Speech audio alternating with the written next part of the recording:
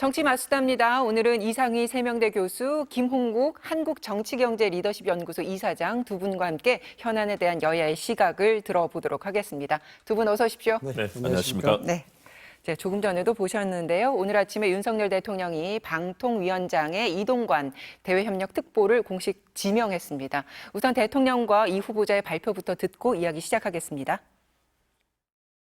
이동관 후보자는 언론계에 오래 종사하신 그야말로 언론계 중진으로서 대통령실 대변인 또 홍보수석 비서관을 역임하셨습니다. 언론 분야에서 쌓은 풍부한 경험과 또 다양한 인간관계, 네트워킹, 리더십을 바탕으로 윤석열 정부의 방송통신 분야 국정과제를 추진할 적임자라고 생각합니다. 자유민주주의 체제를 파괴한다고 할까요? 이 가짜 뉴스와의 전쟁에 지금 각국 정부, 시민단체가 모두 그 대응에 골몰하고 있는 이슈입니다. 그래서 저는 무엇보다 공정한 미디어 생태계의 복원, 그리고 자유롭고 통풍이 잘 되는 소통이 이루어지는 정보 유통 환경을 조성하는 데 먼저 총력을 기울이려고 합니다. 방통위원장 자리에 이동관 후보가 지명이 될 거다, 이런 얘기가 벌써 나온 지가 2달이 됐는데 오늘 이제 공식 지명이 됐단 말입니다. 이제 여야가 공방이 이제 새로운 국면을 맞지 않을까 이렇게들 보는데 어떻게 생각하십니까? 걱정입니다. 네, 오늘 사실 임명이 안 됐으면 했는데요. 왜냐하면 이동관 후보자 언론 경험 풍부합니다. 저도 30년 동안 언론인 생활했지만 늘 중심에 있었거든요. 대신에 나쁜 이미지, 언론 장악이라든가 최근에 나온 여러 가지 보도 있었지 않습니까? 언론사의 광고 통제라든가 언론사의 프로그램 통제, 이런 여러 가지 활동을 직접 홍보수석으로서 했었고요.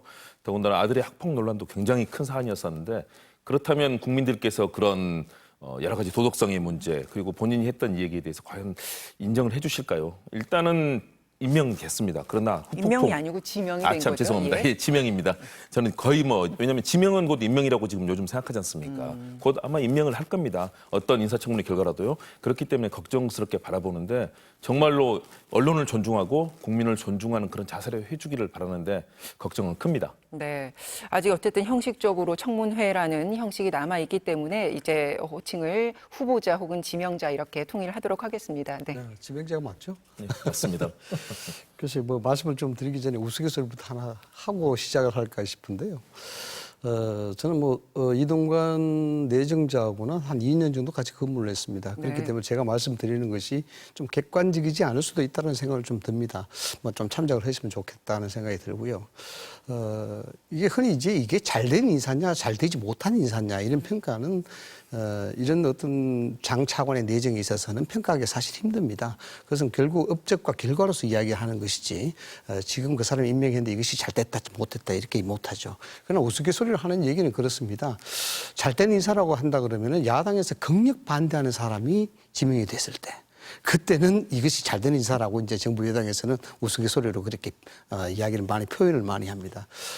왜 그런 말씀을 드리냐 그러면은 이동관 내정자에 대한 방송통신위원장 내정설이 나왔을 때부터 시작해서 민주당과 야당들은 여기에 강력 반대를 했습니다. 아마 방송 장악이다. 또 거기에다가 이제 학폭 논란까지 합쳐서 거의 낙마하는 것이 기정사실화 되지 않느냐라는 그렇게까지 갔었죠.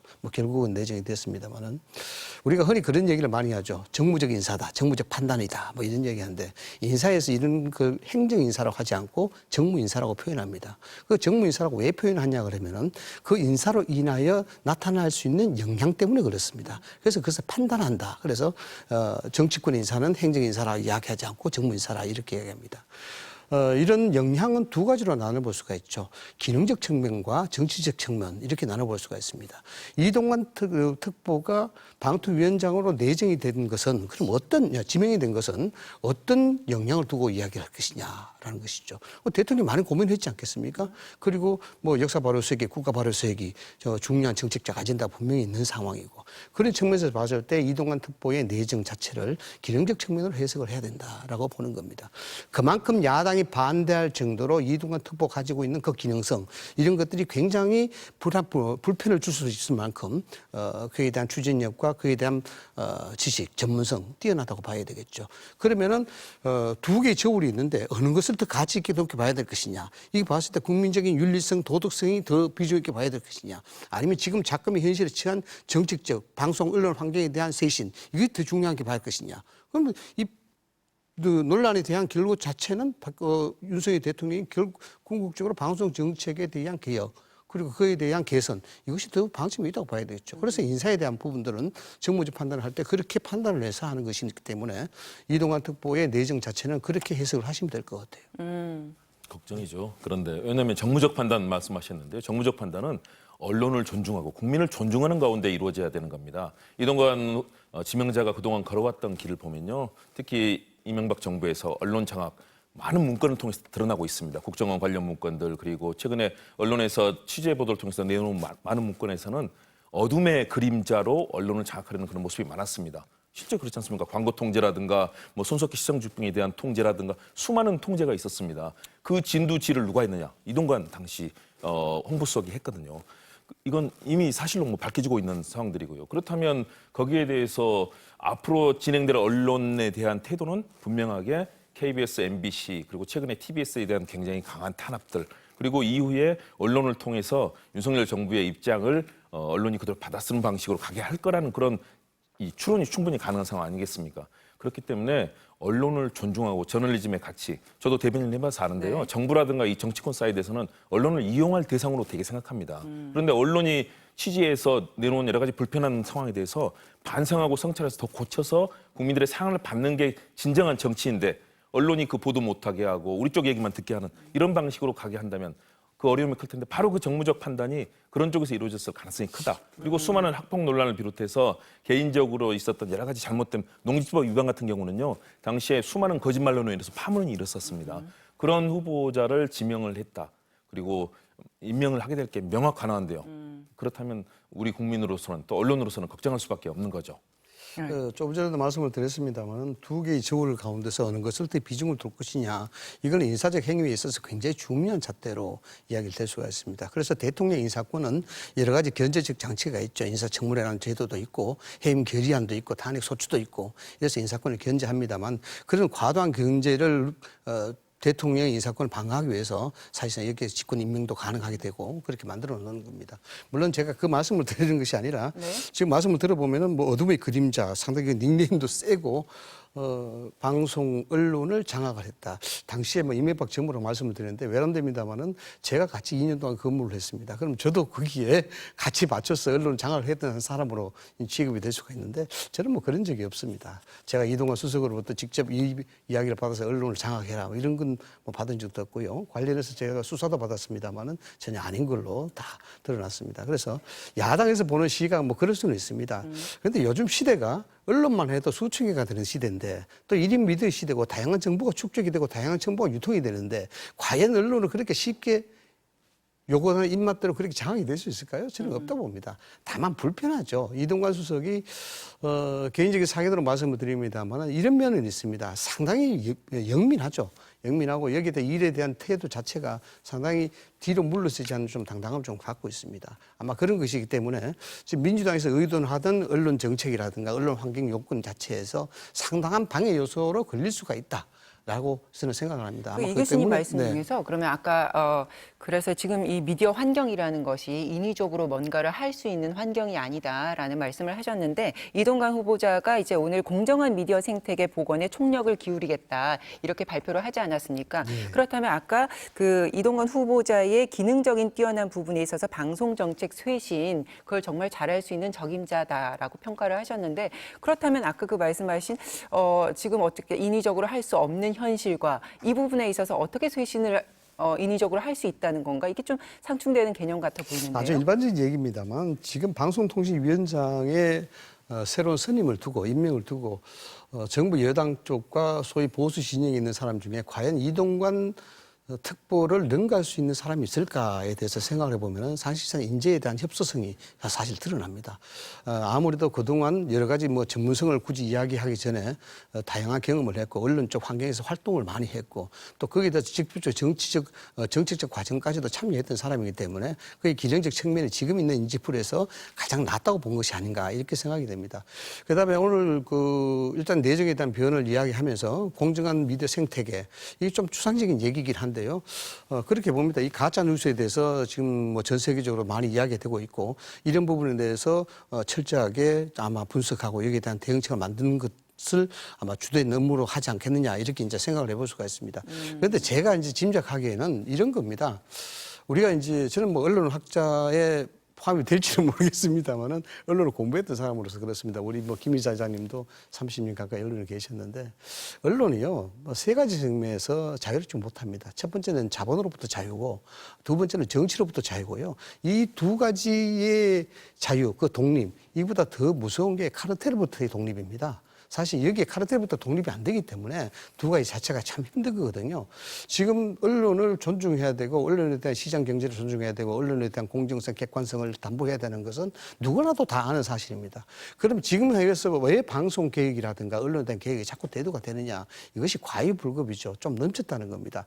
예를 들어서 뭐 타 방송을 말씀을 드려서 그렇습니다만은 지금 수신료 분리 징수와 문제만 하더라도 이 수신료 분리 징수가 사실 자본으로부터 독립을 했는 거거든요. 공영방송으로서의 역할을 잘 하라라고 정기 예산 그 정기 고지 예산에다가 이 시청률 납부를 드는 겁니다.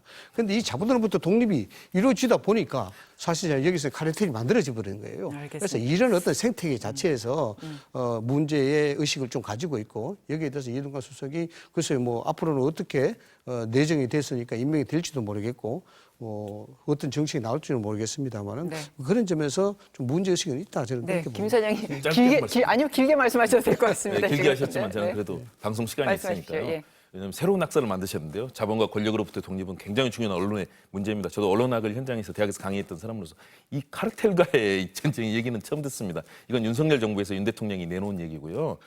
권력과 자본이라는 정말 강대한 세력에서 언론이 어떻게 제 목소리로 바른 보도를 하고 저널리즘 원칙에 충실할 것이냐 이 부분이 중요하고요. 카르텔은 관습적인 형태이기 때문에 적극적으로 취재하고 또 시민들이 도와주시면 이거는 전혀 문제가 되지 않는 사안입니다.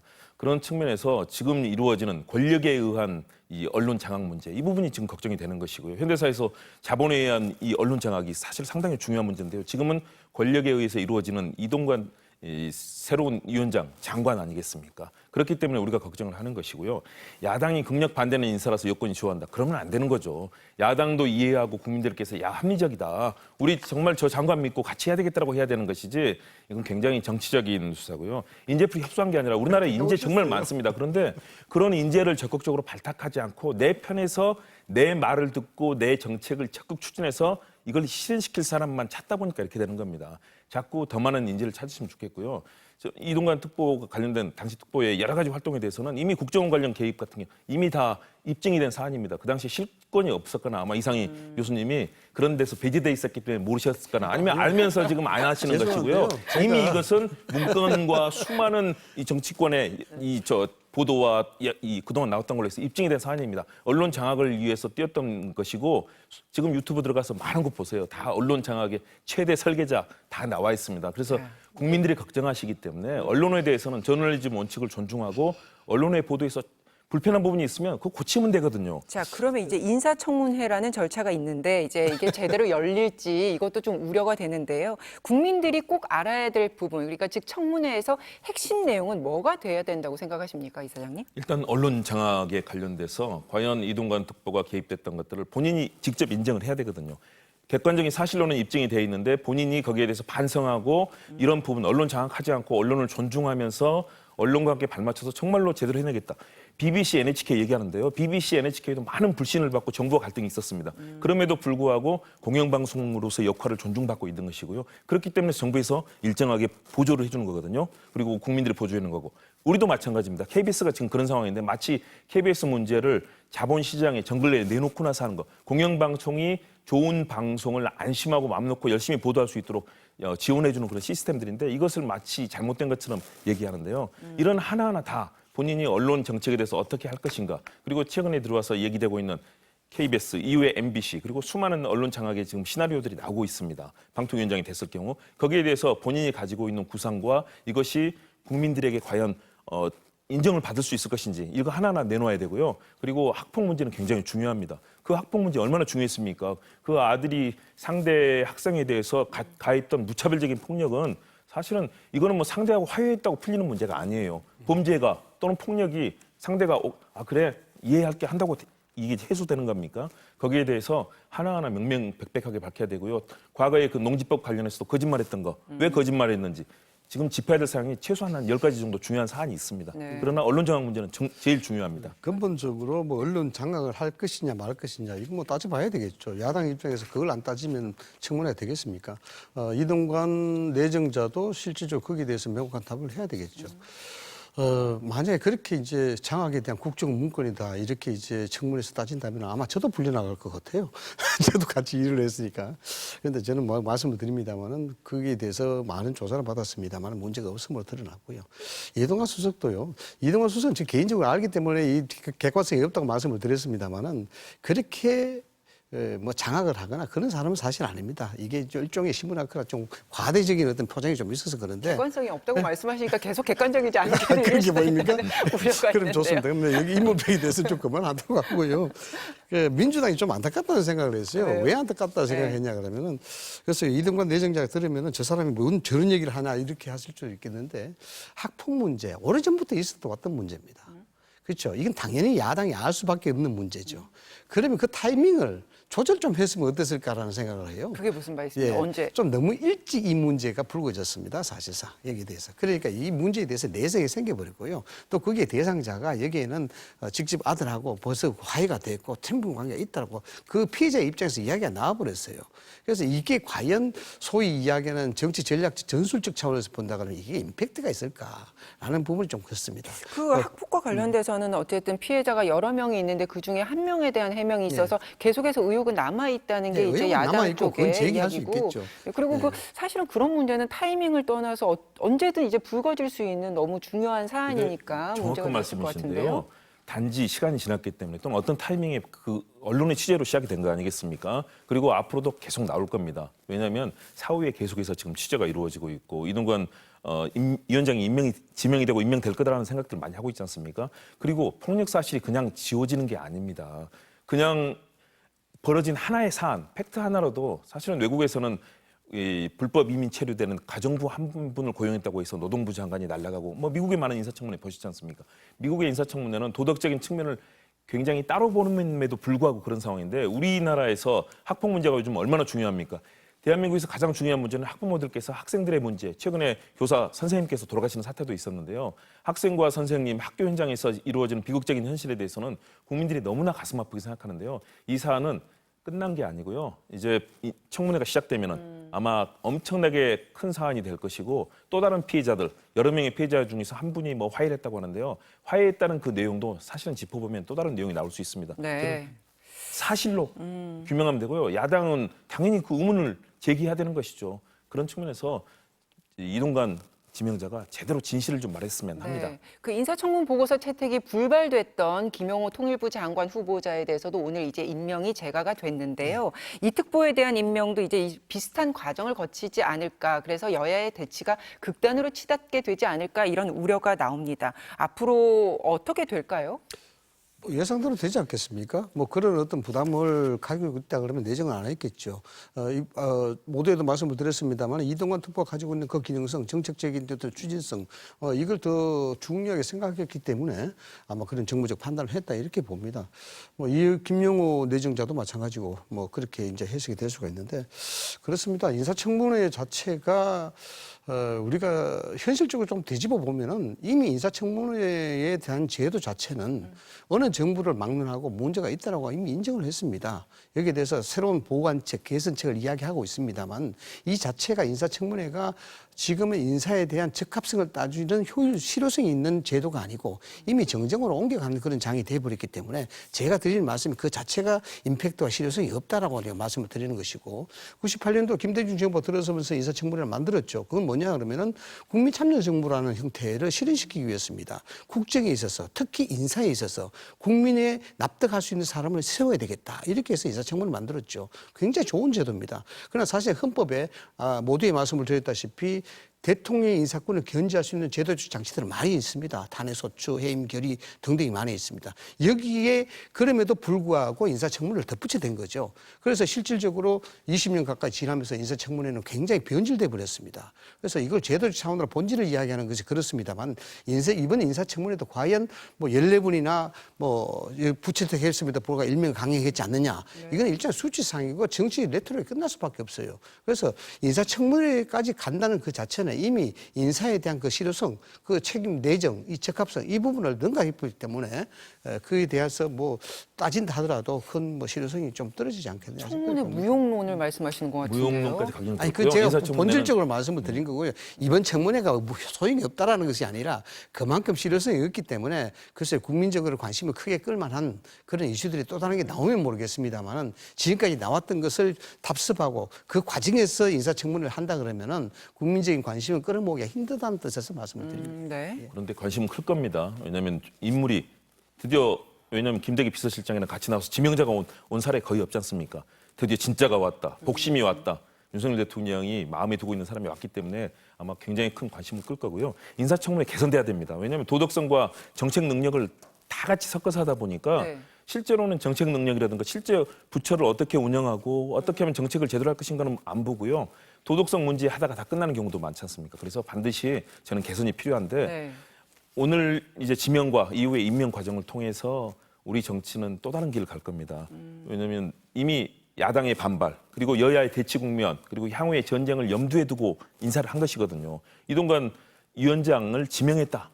이 말은 다시 말해서 야당과 동안도 대화가 없었지만 야당과 대화하지 않고 우리는 언론과도 우리의 언론 장악을 통해서 우리의 길을 가겠다라는 이 전쟁 선포거든요. 그런 측면에서 여야의 갈등은 더욱더 심해질 것이고요. 마지막 내년 총선을 겨냥해서 여야 간에 이제 이번 이 방통위원장 임명뿐만 아니라 이후에 하반기에 뭐 국정감사라든가 예산안 국민들 네. 쭉 통해서 여야 간의 갈등은 더 심해지고 내년 총선을 놓고 싸울 겁니다. 딱 하나 만일의 경우 여건이 너무 어려워지면 윤석열 대통령이 안 되겠다. 그러면 이재명 대표라도 만나서 야당과 협력하자라는 그 결심을 하지 않는 한 이 전쟁은 계속하고 내년 총선까지 아마 여야 간에 극한적인 갈등이 이루어질 것이기 때문에요. 우리 국민들께서는 굉장히 좀 불편하고 힘든 네. 시간을 앞으로 보내시지 않을까. 저도 정말 마음 좀 아프게 그런 전망을 합니다. 총선까지의 시간을 굉장히 고통스럽게 예견을 해주셔서 마음이 무거운데 앞으로 이 건과 관련해서는 청문회도 지켜봐야겠고요. 향후 파장에 대해서도 좀 지켜봐야겠습니다. 다음 주제 넘어가겠습니다. 여야의 또 다른 공방입니다. 소위 양평고속도로 건설 논란인데요. 민주당이 어제 의원 전원 명의로 국정조사 요구서를 제출했습니다. 국민의힘은 주민수건 사업을 민주당이 정쟁의 수단으로 삼고 있다고 반발했는데요. 자, 여야의 이야기부터 들어보겠습니다. 일각에 이런 예측이 있습니다. 내년 총선을 대비하는 방법으로 이 정부 여당이 정치 혐오를 활용하기로 했다는 말이 있습니다. 양평 고속도로만 해도 이미 온 국민이 알고 있습니다. 누군가의 이익을 위해서 엄청난 비용이 추가되는 그리고 불합리한 고속도로 종점 변경을 했다고 생각되지 않습니까? 뭐 하려고 그렇게 많은 돈이 추가로 들어가는 이상하게 길이도 늘어나는 비효율적인 노선으로 급작스럽게 바꿉니까? 법 위반이 하나도 밝혀진 게 없고 국토부에 의해 이미 모든 자료가 공개된 서울 양평 고속도로 사업에 대해 황당하게도 민주당이 국정조사 요구서를 제출했습니다. 없는 죄를 만들기 위해 가짜 뉴스를 근거로 국정조사를 열겠다는 것은 한국 정치사에 듣도 보도 못한 일입니다. 서울 양평 고속도로 사업을 장기간 국정조사로 몰아넣어 3중 4중의 사법 리스크로부터 국민의 시선을 돌리려는 민주당이야말로 바로 정치적 이익을 위해 국민을 인질로 삼는 것입니다. 국정조사 요구서를 이제 내는 것은 제적의 4분의 1이니까 이제 75명만 찬성을 하면 되는 거니까 이게 이제 제출이 됐는데 그 뒤에 이제 국정조사가 제대로 진행될 것이냐 이건 또 다른 문제인데 어떻게 보십니까?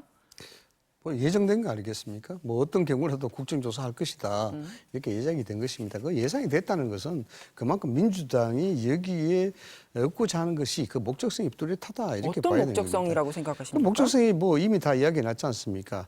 제가 뭐 어느 방송에서도 그런 얘기했습니다만은 이 스캔들이요 보통 스캔들이 아닙니다. 어떤 스캔들이냐면은 대통령과 대통령 부인에 대한 스캔들입니다. 굉장히 폭발성이 큰 거죠. 네. 그만큼 신중해야 되는 것이죠. 그리고 함부로 이야기해서도 안 되는 부분이고. 그렇습니다. 그게 왜냐하면은 국기를 흔드는 것은 물론이고 자칫하면 정권의 명까지 좌우할 수 있는 스캔들이 되는 겁니다. 그래서 통상적으로 이 정도의 스캔들이 되려 그러면요 명확성과 객관성과 뚜렷한 증거를 가지고 해야 되는 겁니다. 뭐냐 그러면 최소한 양심선언이라 나오든가 아니면 여기에 대해서 어떤 구체적인 물증이 있는 문서가 나온다든가 뭐 등등 아니면은 정의의 녹취가 나온다든가 이런 것들이 나와야 여기에 대해서 디펜스를 할 수가 있는 것 아니겠습니까? 그래서 스캔들이 입증이 되는 것이죠. 이게 일반 국회의원 스캔들 할 때 아니고 일반 뭐 지자체 단체장의 스캔들 할 때 아니고 이 대한민국의 최고 지지자인 대통령과 대통령 영부인에 관련된 그런 스캔들인데 이해찬 전 대표가 칼을 뽑았죠. 여기 분명히 워딩이 그렇습니다. 지금 상당한 특혜를 줬다, 이익을 줬다라고 단정을 지었어요. 여기에 바로 이재명 대표가 따라 움직였지 않습니까? 점입 가경이다 하면서 TF까지 구성이 됐습니다. 자, 그러면은 여기에 대해서 지금까지 나타난 게 뭡니까? 계속해서 못 믿겠다라는 것 아니겠습니까? 국토에서 자료를 냈는데 자료가 부족하다. 또 여기서 자료가 잘못됐다. 등등으로 지금 이야기를 하고 있는 것이고. 그러면 어제 국회 현안 질의 있었지 않습니까? 그럼 현안 질의에서 명확하게 국민한테 밝혀야죠.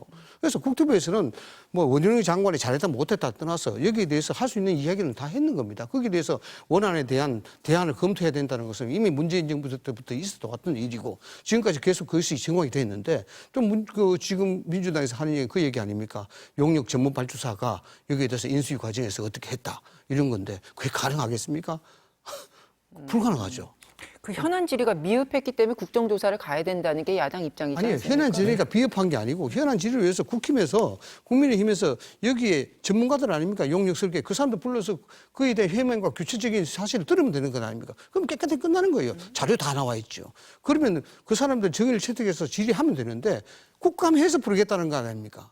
야당 얘기도 한번 들어볼까요? 네. 뭐 제가 야당은 아니고요. 네네. 그런데 이제 나왔던 그 측면에서 명확성 또 객관성 얘기하셨는데 이미 다 드러났습니다. 왜냐하면 왜 그 노선이 그렇게 바뀌어야 되느냐. 예타라는 게 있잖아요. 예비 타당성 조사라는 게 굉장히 엄격합니다. 수많은 지방자치단체 그리고 중앙정부가 같이 검토를 하고요. 기재부의 이 선을 넘기도 정말 어렵습니다. 그렇게 해서 확정이 된 사안들이 이렇게 갑작스럽게 전혀 언급되지 않았던 사안이 갑자기 이 춘천까지 가는 길이 갑자기 꼬부라지면서 엄청난 또 예산이 추가로 들어가는 사안이 됐습니다. 그러면 거기에 대해서 명백하게 이 부분에 대해서 이거는 이렇게 됐고 해명을 원래 했으면 됐거든요. 그런데 그건 내놓지 않고 갑자기 이 사업은 야당이 반대니까 못하겠다. 백지화 선언이 나왔습니다. 예타에 대해서 예타가 진행되고 끝난 사업에 대해서 백지화 선언이 나온 것은 대한민국 헌정사상 처음 있는 일이죠. 그리고 장관이 할 수도 없습니다. 수많은 부처와 지자체가 관련되어 있는 문제를 어떻게 장관이 한마디로 백지화를 합니까? 그리고 나서 그 이후에는 야당을 마치 무슨 뭐 이상한 용어까지 동원해서 비난하는 정치적 행보로 계속 이어졌습니다. 그러다 보니까 이 사안이 계속해서 국민들이 궁금한 사안이 돼버렸고 지금도 해명이 되지 않았습니다. 어제 현안 질의를 했는데요. 자료 나오니까 어느 당에는 주고 안 줬고 계속해서 이 국토부 장관이 거짓말을 했어요. 그리고 어떤 사안에 대해서 안다고 했다가 모른다고 또 거짓말을 했어요.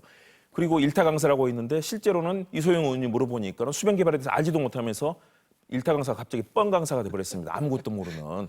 다시 말해서 이렇게 해서 국가의 가장 중요한 에이타 사업이라는 정말 백년지 대계를 만드는 거의 2조 원에 가까운 1조 7천억이 넘는 2조 원에 가까운 사업인데요. 이 사업을 갑자기 백지화 선언하고 그 사안에 관련돼서 대통령 부인과 장모와 관련된 산산의 땅의 문제, 개발의 문제가 나왔습니다. 그러면 거기에 대해서 이건 왜 이렇기 때문에 아니다. 이 부분은 이렇다고 해야 되는데 어제도 불충분한 자료. 의원들이 요구하는 자료가 아니라 자신들이 말하는 자료들만 내놓고 나서 다 줬다고 얘기를 하는 겁니다. 그러니까 어제 심상정 의원이 완전히 화가 난 거죠. 아니 저 한준호 의원 손에는 자료가 있는데 왜 우리에게는 주지 않았느냐.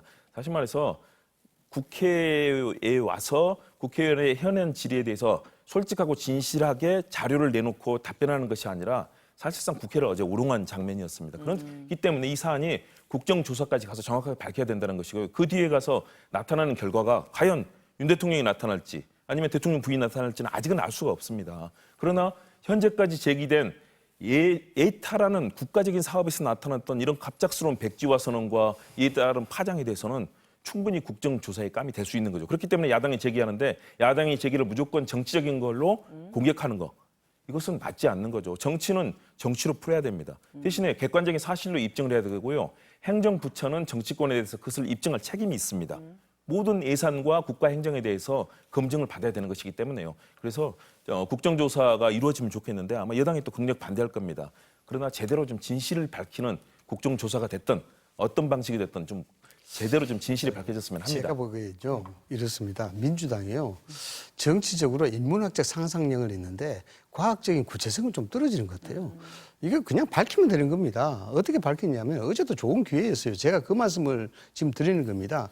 전문가 용역업체가 와서 여기에 대해서 대안의 검토가 있었느냐 없었느냐 물어보면 되고요. 그래서 어떤 식으로 대안이 검토되냐고 그게 언제부터 시작이 됐냐 이것만 한마디 물어보면 되는 겁니다. 그건 이미 다 밝혀져 있습니다. 아니, 그러니까 그 부분에서 확인하면 되는 건데 그걸 아니 하지 확인이 않고. 됐어요. 아니라는 게 그래서 민주당은 확인됐습니다. 내가 왜 자꾸 인문학적 상상력이 부족한 민주당 아니시라면서. 아니요. 그동안 나왔던 언론 보도와 제가 수많은 좀 과정을 말씀 제가 좀 보고 드릴게요. 있었는데요. 네. 이미 그 부분은 다 입증이 됐습니다. 오염수 그리고 문제도 국토부에 여기- 없는 자료도 용역사는 가지고 자, 있고. 알겠습니다. 그러면 제가 궁금한 건 아까 말씀하셨던 그 의혹 제기가 객관성과 명확성이 떨어지는데 이렇게 큰 스캔들로 몰고 갔다는 것에 대해서 문제 제기를 하셨는데 그러면 지금 여기서는 계속해서 자료가 부족하고 얘기가 나올 때마다 의혹이 꼬리를 문다라는 얘기지 않습니까? 그러면 국정조사를 해서 정말로 모든 의혹에 대해서 자료를 갖다 대서 명명백백히 밝혀서 정말 거짓 의혹이라면 민주당이 제대로 역풍을 맞을 텐데 국민들의 심판을 받을 텐데 왜 국정조사를 간다는 것에 대해서도 반대를 하는 걸까요? 그러니까 정쟁에 대한 얘기가 나오는 겁니다. 명확성이 있으면은 상식적으로 생각을 해보십시오. 이 사건이 구체성을 갖고 있고 증거에 대한 입증이 가능하다라는 거는 민주당이 이렇게 나오겠습니까? 검찰 수사 의뢰하고 난리가 났죠. 그러니까 지금 정인 채택도 옳게 하지 않으면서 지금 국정조사 바로 가는 것 아닙니까? 국정조사가 이게 정쟁이 아닙니까? 이게 당연히 그렇게 나오는 건데. 이게 왜냐면요. 네. 정부가 자료를 제출하지 않기 때문에 확인할 수 없는 겁니다. 이번에 아니, 칠레지 특활비 자료를 문제도 다 있었잖아요. 드러냈는데. 특활비 문제도 종이에 뭐 휘발돼서 알 수 없다면서 누락되지 네, 않습니까? 네. 제때 자료가 제출되고 확인할 수 있도록 행정행위는 이루어져야 되는 거거든요. 이거는 일반 사인의 문제가 아니라 국가의 행정행위입니다. 그렇기 때문에 모든 자료를 투명하게 제출하면 되는데 요구하는 자료를 제출하지 않기 때문에 그래서 야당은 이제 계속해서 제기를 하는 거죠. 그러니까 이걸 바라보는 국민들은 그래서 답이 뭔데 이게 너무 궁금한데 계속해서 자료가 있네 없네 틀렸네 맞네를 얘기하니까 너무 답답한 건데 그러니까 이런 겁니다. 저 앵커님 말씀 끊어서 죄송한데요. 곤란하면요 말을 어렵게 합니다. 설득하지 못하게. 근데 서로가 지금 이제 이 지금 문제가요. 마찬가지인 아무 것 간단한 같은데. 문제예요. 네. 나타나서 전문가들 이야기해주면 끝나는 겁니다. 그 원희룡 장관 이야기를 좀 하겠습니다. 갑작스럽게 이제 백지화 선언으로 논란을 키웠던 원 장관이 어제 이제 양평 주민들을 만나서 논란 이후에 이제 처음 만났는데 여기서 사업을 재추진할 의사가 있음을 분명히 했어요. 근데 이 자리에서 야권의 의혹 제기를 오물이라는 표현에 비교를 해서 또 논란이 됐는데 한번 들어보실까요? 오물이 우리 고속도로가 가야 될 길 앞에 잔뜩 쌓여 있는 상황이 됐습니다. 그렇게 해서 길을 내려면요, 우선 오물을 치우고 길을 정하고 그 다음에 이제 길을 닦아야 되지 않습니까? 전문가와 진실과 국민의 힘으로 이 당당한 최선의 고속도로를 만들 수 있는 안을 양평 국민들과 함께 만들어서 결국 사업하겠다는 얘기죠. 네, 뭐 사업하겠다는 의지가 나오는 거죠. 네. 저 왜 그러냐면 제가 말씀을 드릴게요. 백지화에 대한 민주당의 공세 저는 충분히 이해됩니다. 제 워딩 자체가 맥락을 떠나서 자칫 일반적으로 해석하게 되면은 아니 장관이 뭔데 이 사업을 갖다가 백지화 시키고 말고 이렇게 월권을 하느냐 이렇게 해석할 수 있는데 저는 그 당시 현장을 뉴스로 지켜보면서 다르게 생각을 했습니다. 뭐냐 그러면 첫째는 고속도로를 놓고 하는 주무에 대한 책임은 국토부입니다. 그 국토부의 최고 책임자 국토부 장관입니다. 그래서 이 부분은 고속도로의 원래적 취지, 그러니까 고속도로를 없애자는 그런 얘기가 아니고 고속도로를 추진함에 있어서 그 행정적 절차, 즉 정책을 추진하는데 행정적 절차에서 문제가 생긴 게 분명합니다. 그렇지 않습니까? 그건 어디서 이야기를 했냐? 민주당에서 이 제기를 한 거예요. 여기에 대통령 처가의 땅이 일로가 돼 있다. 여기에 막대한 이득 취득했다. 이 얘기를 듣고 어느 부처의 주무장관이 여기 대해서 그냥 그냥 넘어갈 수가 있겠습니까? 넘어갈 수가 없는 문제입니다. 그래서 그 백지화라는 것은요, 뭐 해석하기 나름이긴 합니다만 저는 그렇게 해석했습니다. 이게 고속도로를 없애자는 것이 아니고 행정에 대한 추진 그 자체를 백지화시켜서 왜 오염이 됐으니까 이 부분에 대해서 정리를 하고 난 다음에 추진해야 되는 거. 그건 국토부의 주무장관으로서 전 당연히 할 수 있는 그런 얘기가 아닌가 그렇게 생각해야 됩니다. 결국 지금 현재 국토부가 자료 다 공개했고 여기에 대해서 오염, 오물이라는 표현이 뭐 적절한지에 대해서는 제가 평가를 유보하겠습니다만은 그 부분에 대해서 지금 이야기하고 있지 않습니까? 그 얘기가 아니라고. 어디 가서 이야기하느냐? 민주당에 대해서 이야기하는 거 아닙니다. 지금 양평군 해당 이 당사자들, 그 국민들한테 직접 이야기하는 거예요. 그게나 맞는 얘기죠. 그래서 원희룡 장관이 상당히 정치적 판단을 잘하고 있구나. 저는 그렇게 해석을 했어요. 원희룡 장관의 정치적 표현 있어서는 안 되는 거죠. 왜냐? 행정부처의 주무장관입니다. 행정부는 입법부와의 이런 전쟁에 뛰어드는 것이 아니라 객관적인 정부의 행정정책에 대해서 제대로 설명하고 예산을 어떻게 썼는지 어떻게 쓸 것인지를 얘기하면 되는 거거든요. 그런데 거기서 갑자기 민주당을 오물이라고 얘기하면서 그리고 그 장소도 있잖아요. 자리도 주민들한테 사전에 통보 안 했다가 저 말 끝나자마자 주민이 왜 갑자기 여느냐면서 주민이 항의해가지고 원 장관이 거기서 곤혹스러워가지고 굉장히 어려워하는 그런 장면이 나옵니다. 다시 말해서 불가피하게 진행하고 있다. 당시에 김정재 의원이 얘기했잖아요. 당정 협의를 하는데 갑자기 원 장관이 그 얘기는 사전에 하지도 않고 갑자기 어디서 전화 받고 메모하더니 결국은 그 얘기를 갑자기 백지화를 발표해서 우리도 놀랐다. 백지화 들어보지도 못한 당정 협의에서의 얘기다.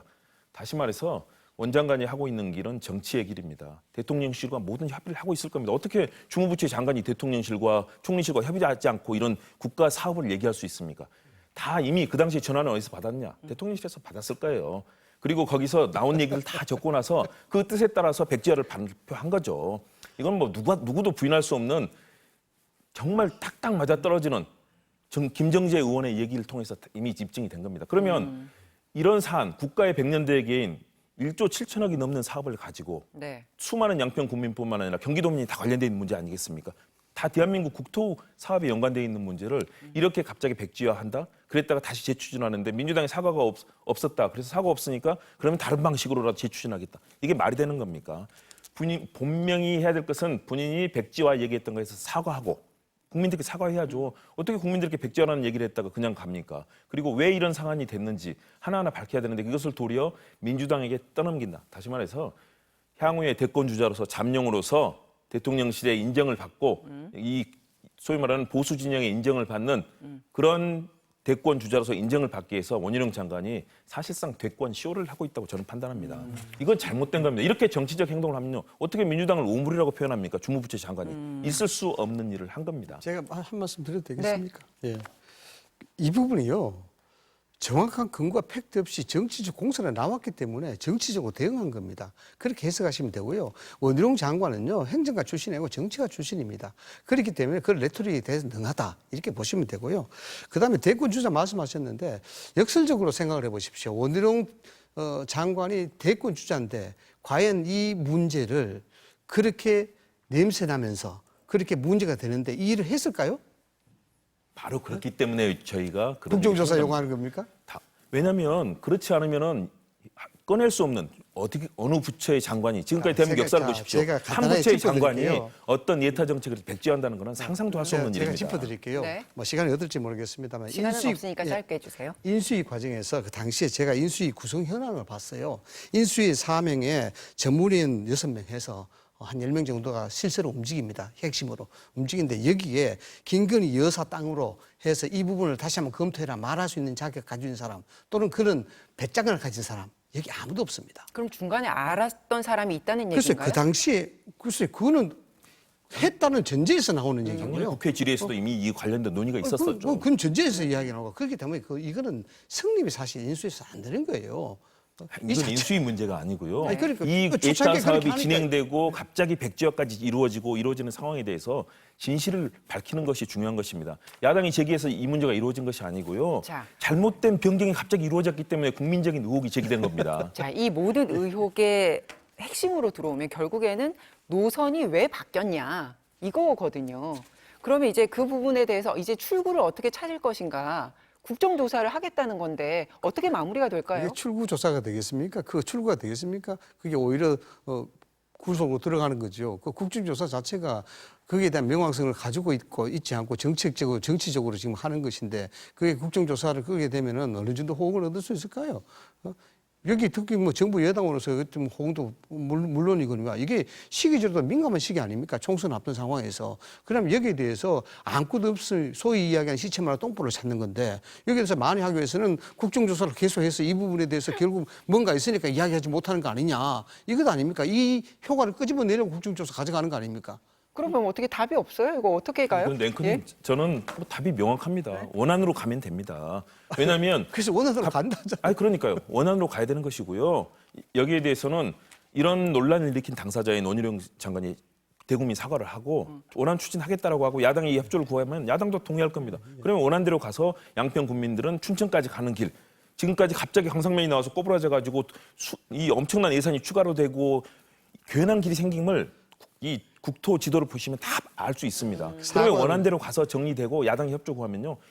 이 사안은 사실은 정리가 되는데 문제를 일으킨 사람들이 거기에 대해서 명백하게 대국민 사과를 하고 잘못에 대해서 어떤 점이 잘못됐는지를 밝히면 됩니다. 테러의 결과가 알겠습니다. 사고라 그러면 사과하는 즉시 민주당 그거 봐라 잘못했다 인정하지 않냐 아니 이런 잘못한 겁니다. 거는 사과하는 것이 국무위원의 바른 태도 아니겠습니까? 정치가 국민들께 양평 잘못한 건 사과하지 않는 국민들한테 거예요. 가서 이야기를 하셨어요. 원희룡 장관이. 그러나 민주당이 나쁜 의도로 가지고 한 데서 사과하면 안 되죠. 아니, 그 자체 알겠습니다. 자체를 현실화시키고 역사화시키는 건데 그게 되겠습니까? 우리 정치인들 사이에서는 이제 사과하면 죽는다. 뭐 서로들 이렇게 생각하는 것 같은데 그건 아닌 것 같고요. 아니죠. 네. 사과가 결국 진실을 밝히고 힘이 되는 겁니다. 그게 네, 그리고 테러 원안이 아닙니까? 답인지도 잘 모르겠고요. 일단 국정조사 어떻게 되는지 또 상황 지켜보고 말씀 나누도록 하겠습니다. 오늘은 여기서 인사드려요. 고맙습니다. 네, 감사합니다. 광고 보시고 다시 뵙겠습니다.